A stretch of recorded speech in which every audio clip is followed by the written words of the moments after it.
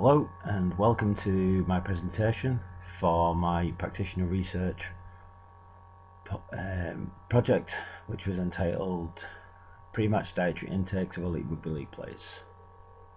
The introduction. Rugby League is a contact team sport performed at an intensity similar to other team sports, being 70 to 80% of VO2 max, made up of unsystematic movements of varying type, duration and frequency. Twist and height in 2013. Teams roughly consist of two main position groups, these being forwards and backs. Waldron et al. 2011 reported that elite rugby league players perform at an intensity of 82% to 84% of maximum heart rate. At this intensity, the body's main fuel source is provided by muscle and liver glycogen stores. Low endogenous carbohydrate stores, therefore, are associated with fatigue at higher exercise intensities. There is a dearth of available literature pertaining to the dietary intake of rugby league players, specifically players competing in the English Super League competition. Lundy, 2006, found that elite level NRL players, these being National Rugby League players, the Australian professional competition, reported insufficient carbohydrate intakes and excessive protein intakes in their pre-game diets. The ACSM, the American College of Sports Medicine, recommendations suggest that during the 48 hours before competition, athletes should consume between 10 and 12 grams per kilogram of body weight of carbohydrate.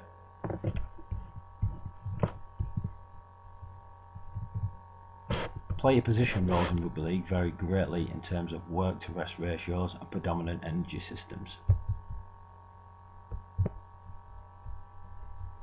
Meir, 1993, showed that work to rest differed between forwards and backs.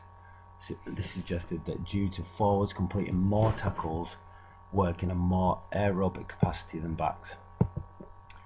This information is supplemented by Twist et al., who found that forwards performed repeated bouts of high intensity work every 5 minutes compared to every 8 to 9 minutes for halves and outside backs.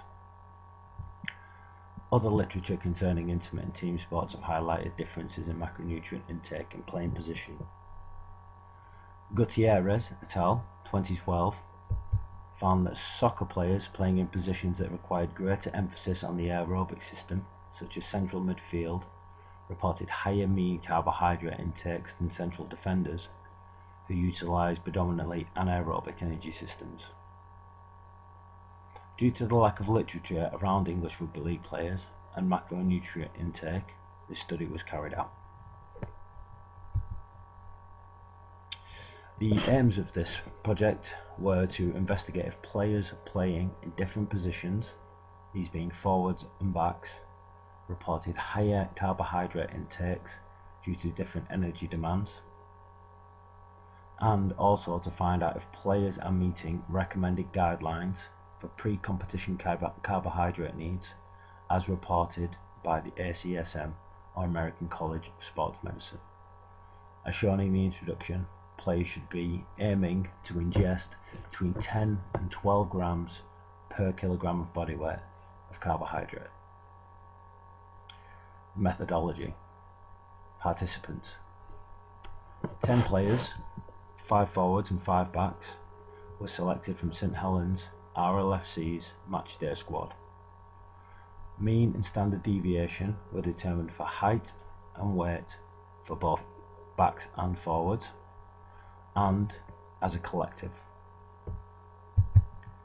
Procedure. From the 10 players selected from the final 17-man playing squad, so to give valid pre-game macronutrient intake, 2 reserve players were selected, not part of the matchday 17, in case of injury or illness. Each player was then given a 2-day food diary consisting of the sections breakfast, lunch and dinner.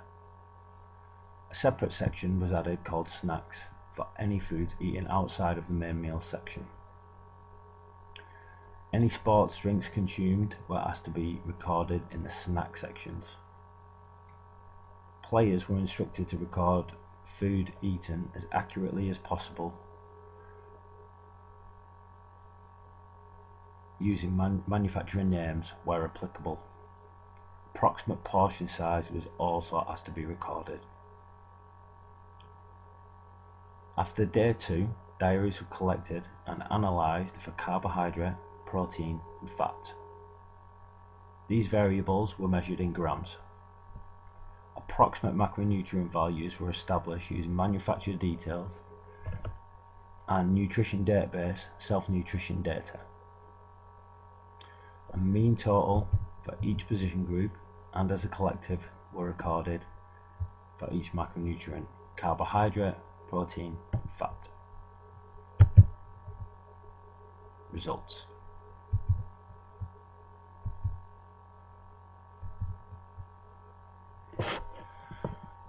Table 1 is a table to show mean and standard deviation for height and weight by position of elite rugby league players.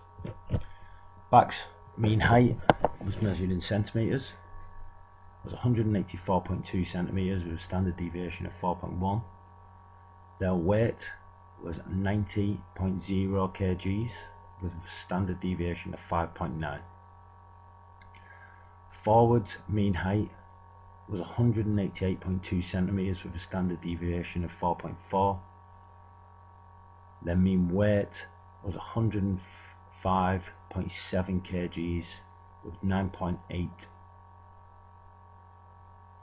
standard deviation.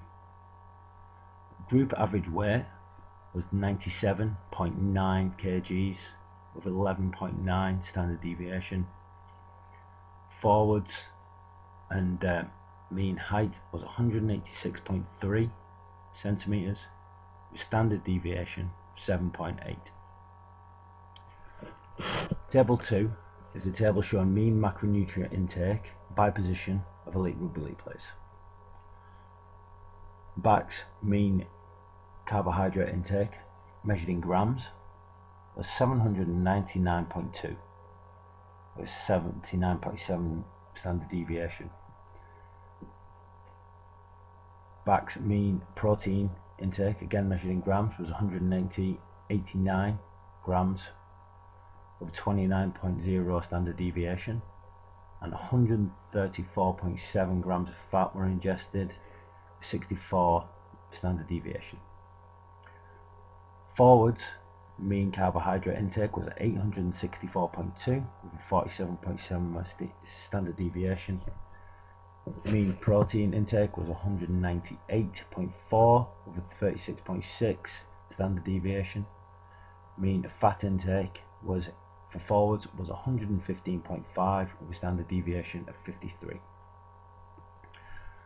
Total collective value for each group for carbohydrate was 831.7 with 70.7 standard deviation.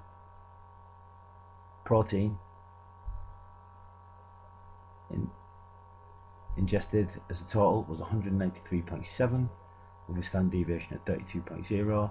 Fat was 125.1 with 58.5 standard deviation.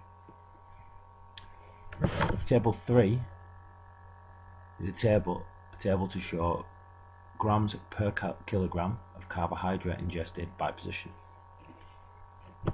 So using the mean weight and the mean values of carbohydrates as shown in table 2 and in table 1, recorded a value of 8.8 grams per kilogram of carbohydrate.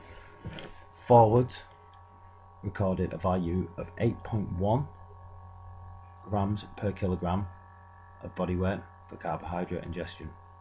The group as a mean total recorded 8.4 grams per kilogram of body weight of carbohydrate ingestion. Figure 1 is a table to show the values shown in table 3.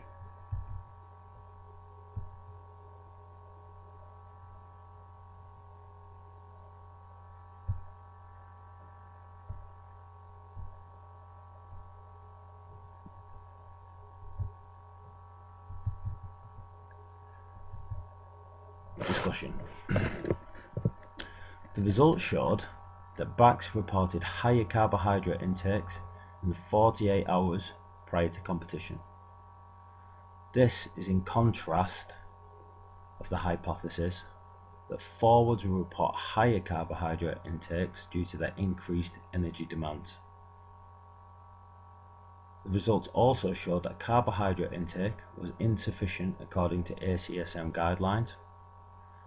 Mean carbohydrate intake equated to 8.4 grams per kilogram and fell short of the recommended 10 to 12 grams per kilogram of body weight as suggested by the American College of Sports Medicine.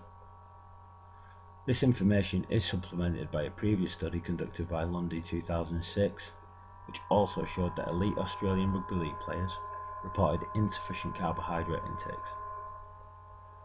Due to the different energy demands that have been established in rugby league, it may be relevant to suggest a higher carbohydrate intake for forwards. Fatigue has been shown to be a major limiting factor during prolonged exercise, for example Bergstrom et al. 1967. Unless in the sport of rugby league, this could have a detrimental effect on team performance.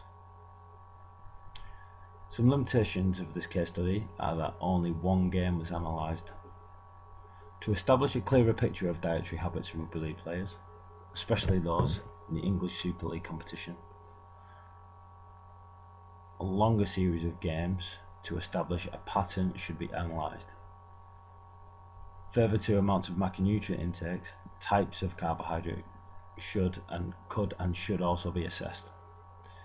The American College of Sports Medicine states that carbohydrate sources should be provided predominantly from low to moderate GI foods and complex carbohydrates. So in conclusion, the reported mean carbohydrate intake was higher amongst backs than forwards. Mean carbohydrate intake was lower than recommended levels by the American College of Sports Medicine for events over 90 minutes that are intermittent in nature.